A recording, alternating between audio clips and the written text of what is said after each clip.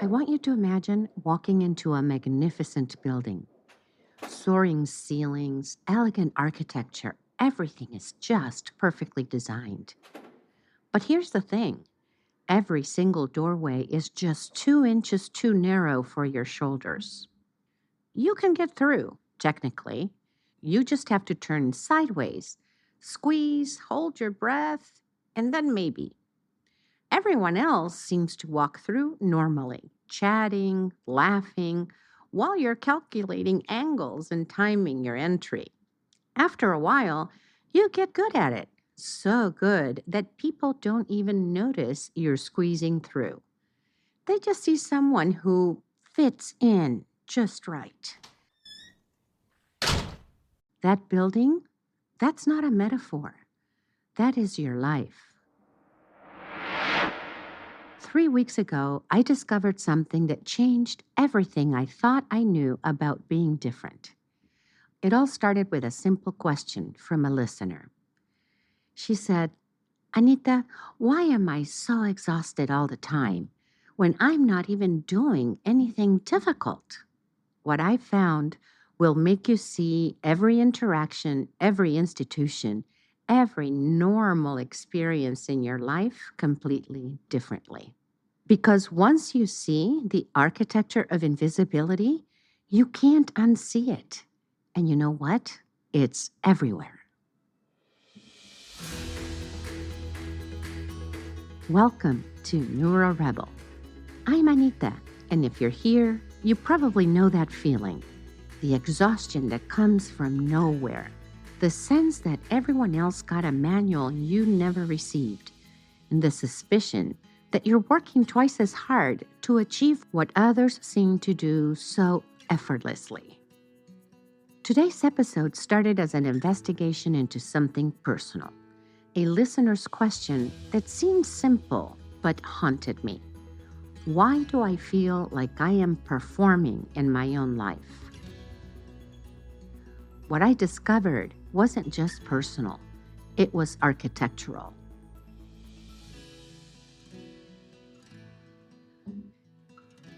Let me tell you about Sarah. Sarah is a brilliant PhD in engineering with patents to her name and respected by colleagues. But Sarah came to me exhausted, confused, and asking a question I have heard 100 times. If I am so successful, why do I feel like I am drowning? Sarah had just figured out she's autistic at age 47. And with that diagnosis came the devastating realization that she had been squeezing through those narrow doorways her entire life and thinking that the problem was her shoulders. But here's what I discovered when I started investigating Sarah's story, and dozens like it.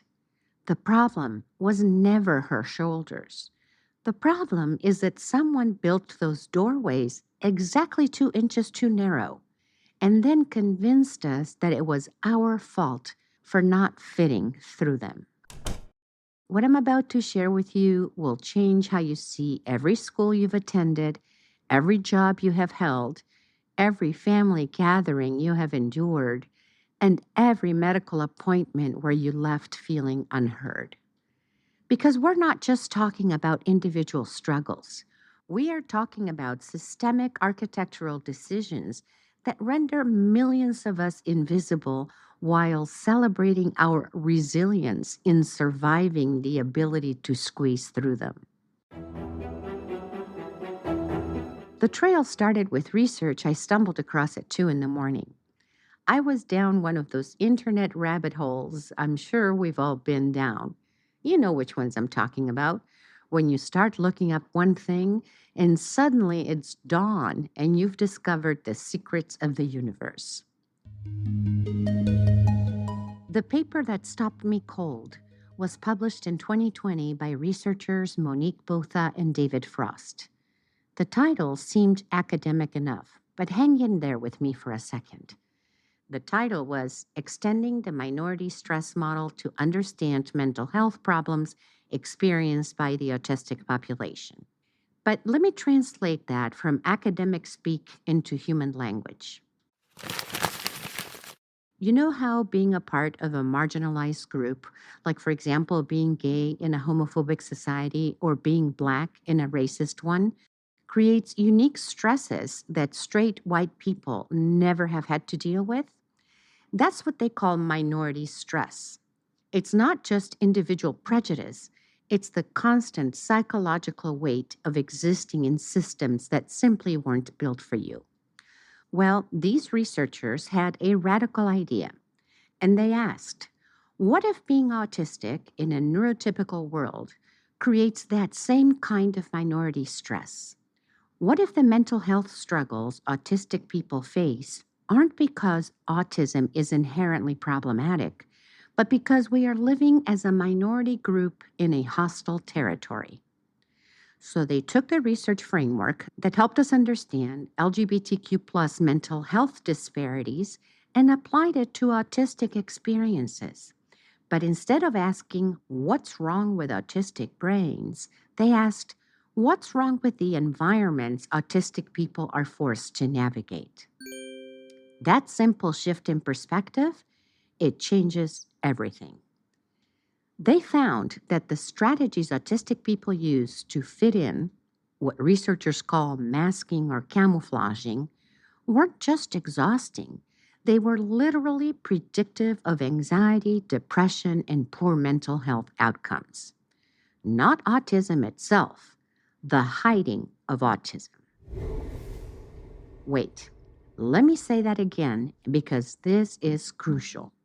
The research showed that being autistic does not predict mental health problems. Hiding that you're autistic does. I sat there staring at the study, thinking about Sarah, thinking about myself, and thinking about every late diagnosed adult who'd ever said to me, I thought I was just broken. But then I found something even more disturbing. I started digging deeper into masking research, study after study, all pointing to the same conclusion. A massive meta-analysis published in 2024 looked at nearly 6,000 autistic participants across multiple countries, and the results were stark. Moderate to strong correlations between camouflaging and anxiety and depression and social anxiety, but negative correlations with well-being, quality of life, or a sense of belonging. The numbers were telling a story that no one seemed to be hearing. But here's where it gets personal. As I am reading these studies, I keep thinking about my own story. 50 years of what I thought was just being professional. 50 years of monitoring my facial expressions, modulating my voice, suppressing my natural responses. 50 years of squeezing through doorways I didn't even realize were too narrow. And then I had a thought that made everything click into place. What if this isn't individual pathology? What if this is really about environmental design? What if the exhaustion, the depression, the anxiety, what if those aren't really symptoms of being different? But rather, what if they are symptoms of living in a world built for someone else? That's when I realized I wasn't really looking at medical research. I was looking at architectural blueprints. And once I started seeing it as architecture, everything changed. Suddenly, I could see the blueprints everywhere. Let me show you what I mean. Let's go along on a trip.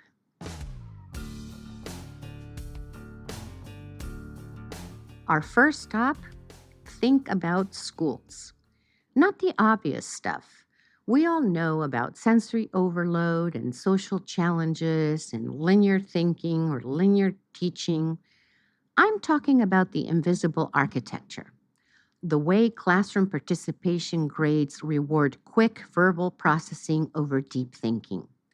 The assumption that learning happens best in groups, and that applies to everyone.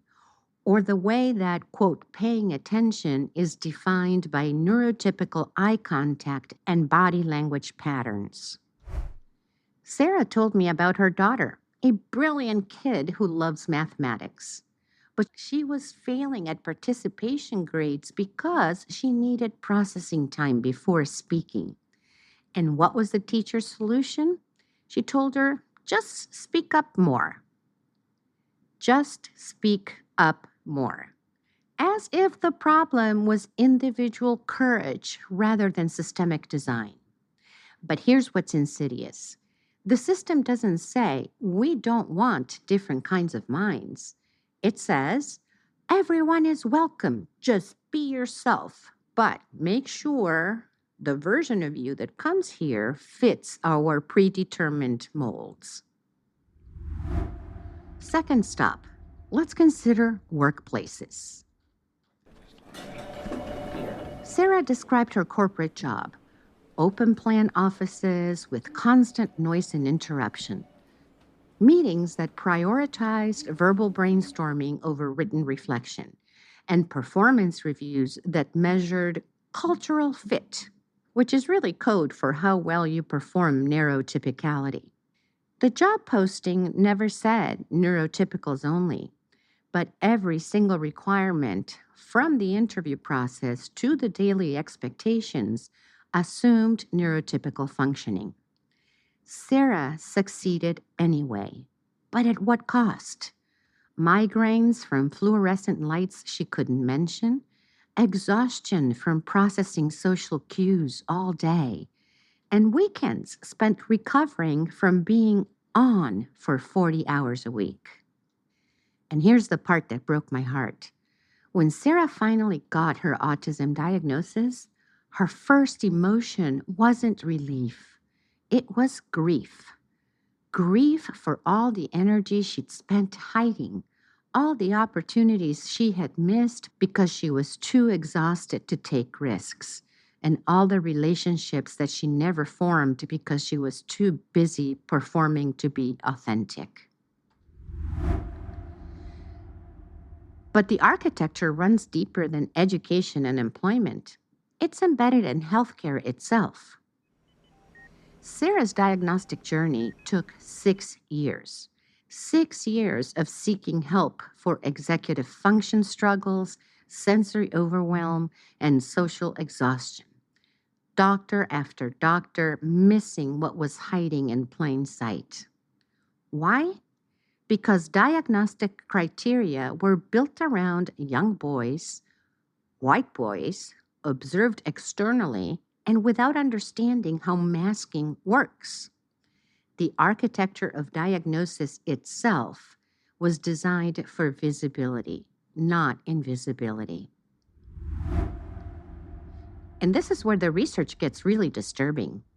Studies show that women, people of color, and individuals from lower socioeconomic backgrounds face even longer diagnostic delays. The architecture doesn't just exclude, it creates hierarchies of exclusion. If you're autistic and also dealing with racism, sexism, classism, homophobia, you're not just squeezing through narrow doorways. You are navigating a maze where every turn reveals another obstacle. But here's what I realized as I dove deeper into this research. This architecture isn't accidental.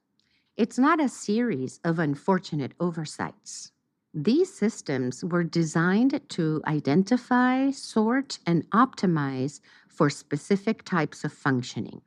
They were built around assumptions about how minds should work, how bodies should move, and how people should interact. And anyone who deviated from those assumptions, well, the architecture rendered them invisible. I was deep in this research when I had what I can only call an epiphany. I was reading something called intersectional invisibility, how people with multiple marginalized identities become erased even from movements designed to help them. And suddenly, Sarah's story wasn't just about autism. It was about a systemic pattern of architectural exclusion that affects millions of people across multiple identities. The immigrant who learns to hide their accent, the woman in academia who modulates her voice to sound less threatening, the LGBTQ plus person who performs heteronormativity at family gatherings, and the person with chronic illness who smiles through pain to avoid being seen as difficult. All of them are squeezing through doorways built too narrowly. All of them exhausted from the constant performance. All of them told the problem is individual rather than architectural. But here's the revelation that changed everything for me. What we call resilience is often just evidence of systematic failure. Think about that. Every time someone says, "You are so strong," or "I don't know how you do it," or "Even with all your challenges, you've made it this far," what they are actually identifying is a person who has learned to survive in a hostile architecture. We are not celebrating strength. We are celebrating successful invisibility. And that's when I understood something profound about Sarah's exhaustion, about my own diagnostic journey, and about every late discovered neurodivergent person I have ever met. We weren't failing at being normal. We were succeeding at being invisible. We learned to mask so well that even we forgot what was underneath. We performed neurotypicality so convincingly that we convinced ourselves. But the cost? Oh, the cost was enormous.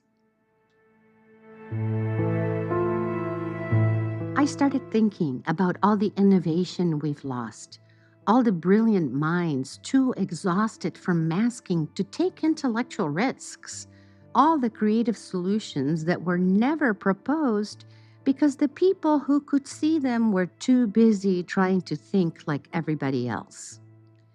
Sarah told me something that haunts me. I spent 20 years trying to solve problems the way my colleagues expected, instead of the way my brain naturally worked. Imagine what I could have discovered if I had trusted my own thinking. Multiply that by millions of hidden neurodivergent people worldwide. Multiply it by every identity group forced into invisibility by architectural exclusion. But wait, I need to stop myself here because I'm doing something dangerous. I'm talking about the value of neurodivergent people in terms of what we can produce, what we can contribute, how useful we can be to society. And that's not why we matter. We don't need to justify our existence through innovation or productivity or special talents. We matter because we are human beings, period. The real cost of this architecture isn't lost patents or missed discoveries. It's lost childhoods, lost decades of self-acceptance, lost relationships because we were too exhausted from performance to show up authentically. It's Sarah crying in her car after meetings because she'd spent all her energy monitoring her facial expressions instead of engaging with ideas she loved. It's the 11-year-old who stops asking questions because their curiosity has been labeled disruptive. And it's the teenager who learns that their natural way of moving through the world is somehow wrong. The architecture of invisibility doesn't just hide our contributions. It steals our joy. It robs us of the fundamental human experience of being known and accepted for who we really are. Multiply that by millions of hidden neurodivergent people worldwide. Multiply it by every identity group forced into invisibility by architectural exclusion. The loss isn't innovation or productivity. The loss is human flourishing. The loss is lives lived in full color instead of shades of gray. But here's the thing that gives me hope. Once you see the architecture, you can't unsee it. And once you can't unsee it, you start noticing something else. You start seeing the cracks. The loss isn't just personal trauma. It's a massive societal deficit. Sarah called me 3 months after her diagnosis, and her voice was different, lighter, more energetic, and she told me something that perfectly captures what happens when the architecture becomes visible. "Anita," she said, "I stopped trying to fit through the doorways." She had started requesting accommodations at work. Not dramatic changes, but things like noise-canceling headphones, written agendas before meetings, the option to process complex decisions overnight instead of immediately. Her productivity increased by 40%. Her stress-related migraines disappeared, and her relationships with colleagues improved because she was finally showing up as herself authentically instead of a performance. But here's what was revolutionary. Sarah didn't just change her own experience. She started noticing other people squeezing through those narrow doorways as well. The colleague who seemed antisocial, but who was actually overwhelmed by the open office chaos. And the student who appeared disengaged, but was actually processing information differently. And that family member who seemed rigid, but was managing sensory overwhelm. Once you see the architecture of invisibility, you start seeing invisible people everywhere. And that's when transformation becomes possible. Because here's what I learned from Sarah's story and dozens of others. Inclusion isn't accommodation. It's redesign. Accommodation says, we will make exceptions so that you can survive in our unchanged system. But redesign says, we will build systems that work for human variations from the start. I started finding examples of this everywhere once I knew what to look for. Companies that redesigned their interview processes around skills demonstration rather than social performance, for example. Or schools that offered multiple ways to show knowledge instead of standardized testing. And healthcare systems that trained providers to recognize masking and understand intersectional presentations. The results? Not just better outcomes for neurodivergent people, but enhanced innovation and problem solving across all populations. And this is where the story gets really interesting, because Sarah's transformation didn't stop with accommodations. She started questioning other narrow doorways in her life, the social expectations that drained her energy, the family dynamics that required performance, and the internal voices telling her she needed to be someone else to be acceptable. Sarah told me, "I've realized I had been so focused on fitting through doorways that I never asked who built them, why they built them that way, and whether they needed to exist at all." That's the perspective cascade. That's the moment when individual healing becomes collective transformation.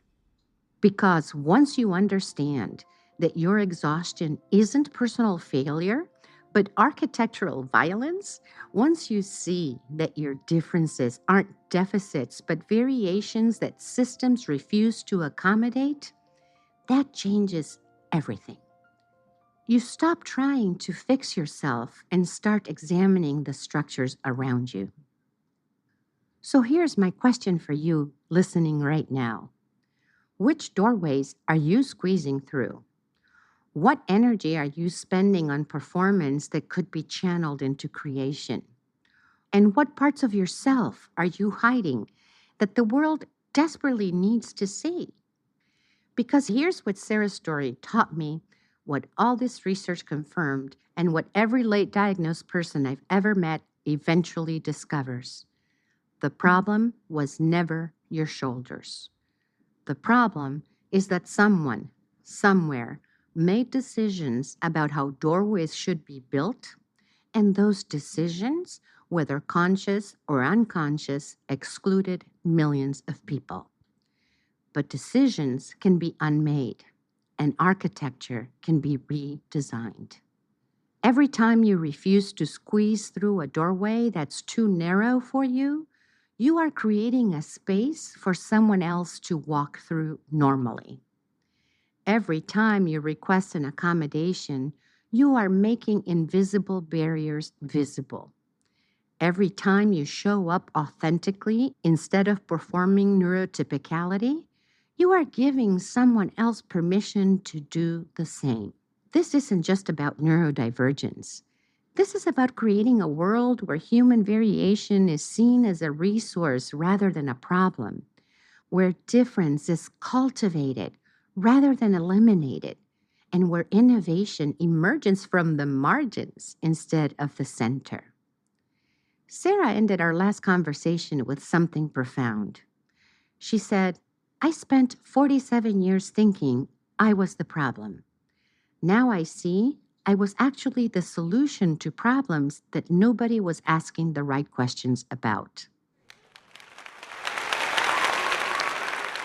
So let me ask you, what problems are you the solution to? What questions is your different way of thinking uniquely positioned to answer? What would become possible if you stopped spending energy on invisibility and started investing it in innovation, into yourself, your well-being, and being seen? The architecture of invisibility was built through thousands of individual decisions, policy choices, and cultural assumptions, which means it can be dismantled in the same way. One accommodation request, one authentic conversation, one refusal to perform someone else's version of normal. One person at a time deciding they're done squeezing through doorways that are built too narrowly. I want to leave you with an image that's been haunting me since I started this investigation. Imagine if Sarah had discovered her autism at 17 instead of 47. 30 years of energy that could have been spent on innovation instead of camouflage. 30 years of authentic relationships instead of performed connections. 30 years of trusting her brilliant mind instead of doubting it. 30 years of taking care of her well-being instead of collapsing from burnout. Now, multiply that by everyone who is still hidden, still squeezing through those doorways, and still convinced that the problem is their shoulders. The loss is staggering. But so is the possibility. If you are listening to this and recognizing yourself in Sarah's story, if you're exhausted from performance, confused by your own success, and wondering why everything feels harder for you than someone else, I want you to know something. You are not broken. You are not too much or too little or somehow wrong. You are a brilliant mind trying to exist in an architecture designed for different kinds of thinking. And that architecture, it's not permanent, it's not natural, and it's not inevitable. It's just current, and current can be changed. The revolution isn't coming. It's here, and it starts with the radical act of refusing to disappear, of refusing to be invisible. Let's stop squeezing through doorways that were built too narrowly. Your authentic self isn't the problem that needs solving. Your authentic self is the solution the world is waiting for.